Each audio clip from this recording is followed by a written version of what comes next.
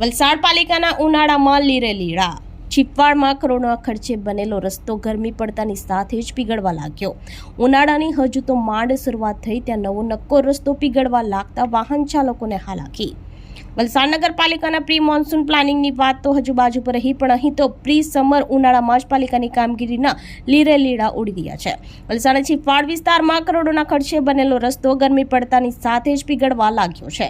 માત્ર 2 મહિના પહેલા જે રસ્તો વાહન ચાલકોની સારી સુવિધા માટે બન્યો તે આજે વાહન ચાલકો માટે મુસીબત બની ગયો છે। સત્તાધીશો હવે મીડિયાના કેમેરા સામે આવવાનું ટાળી રહ્યા છે।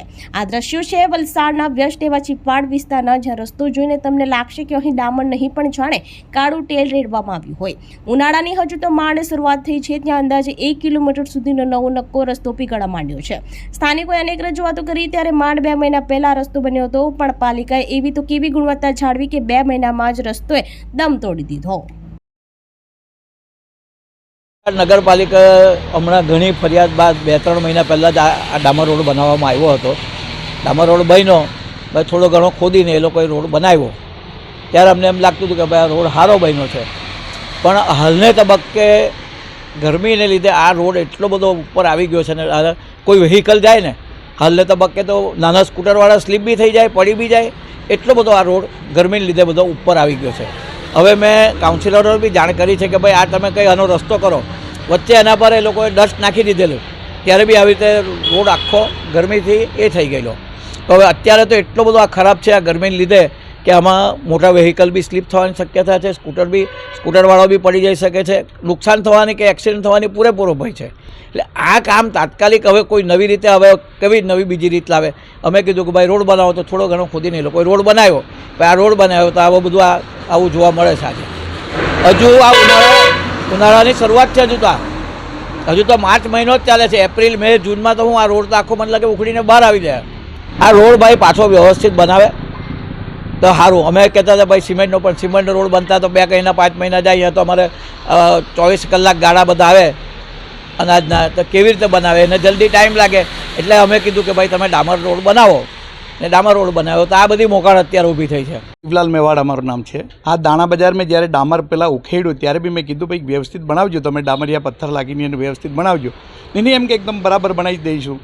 અચ્છા, બનાવ્યો તો એવું બનાવ્યું કે અત્યારે જેમ ગરમી પડે તેમ ડામર પીગળીને ઉપર આવે છે। ઉપર આવવાથી વ્હીકલ ચાલવામાં તકલીફ પડે, માણસ ચાલે તેના પગ ચોંટી જાય, ગાડીઓ સ્લીપ થાય। એને મારે તો જે કોઈ એનો અધિકારી હોય એને મારે એમ કહેવાનું છે કે ભાઈ તમે આવીને જો, અત્યારે 12 થી 2ના ગાળામાં આવીને તમે જો તો તમને ઓટોમેટિક ખ્યાલ આવી જશે કે આપણે રોડ કેવું બનાવ્યું છે। કોન્ટ્રાક્ટરને બોલાવીને કોન્ટ્રાક્ટ જેને બનાવ્યો હોય તેને બોલાવો અને એની વ્યવસ્થા કરો તાત્કાલિક। આ દાણા બજાર છે, અહીંયા વેપારીનો ટેમ્પા બી આવે, માણસ બી આવે, ખરીદ કરનાર બી આવે, વેચનાર બી આવે, બધા જ આવે છે, તો એની સોલ્યુશન કરો તાત્કાલિક ધોરણે। અરે બહુ તકલીફમાં તો કોઈ નિવારણ છે જ નથી, એને કોઈ ગણતરી થોડો હોય કે એટલી તકલીફ પડતી છે અમને। અને ઉપર ડસ્ટ લાગ્યો ત્યારે દુનિયાભરનો ધૂળ આડો ઉડે બધી દુકાનમાં। અને અમારે અનાજનો વેપાર છે, અમારે કંઈ ખાવાની વસ્તુ રાખતા છે, તેમાં બધું દુનિયાભરનો ધૂળ જમી જાય। સવારે જાટકીએ હાજે સાફ કરીએ તો બી પાછો બીજે દાડે તેવી સ્થિતિ ઊભી રહી। એને વહેલી તકે હરકી રીતે ડામર પાત્રો પાછો એની વ્યવસ્થા કરો, મારી એ જ માંગ છે।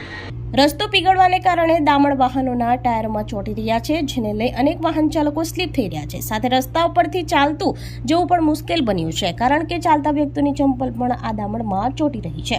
સ્થાનિકોનો આક્ષેપ છે કે કોન્ટ્રાક્ટર અને પાલિકાના મેળા પીપણીમાં હલકી કક્ષાનું મટીરિયલ વાપરવામાં આવ્યું છે। જનતાના પરસેવાની કમાણીનો ડામર આજે રોડ ઉપર વહી રહ્યો છે, પણ તંત્રના પેટનું પાણી હાલતું નથીના આક્ષેપો કર્યા હતા।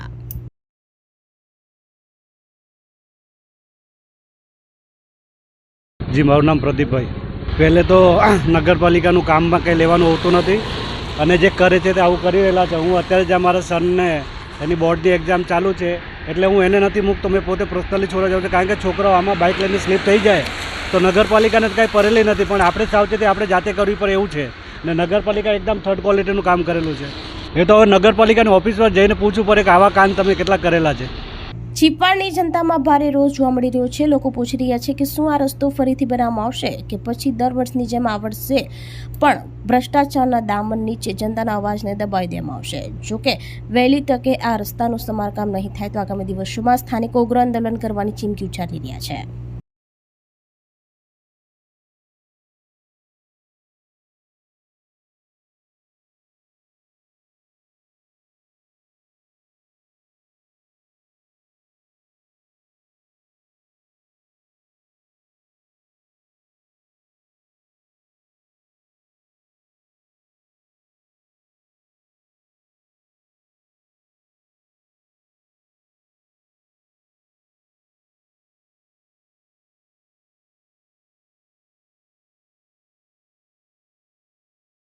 આપણી સંકલ્પ ન્યૂઝ ચેનલને સબસ્ક્રાઇબ અને લાઇક કરો, બેલ આઇકન દબાવો જેથી આવનાર ન્યૂઝ અપડેટ્સની નોટિફિકેશન આપના મોબાઈલ પર સૌથી પહેલા પહોંચે.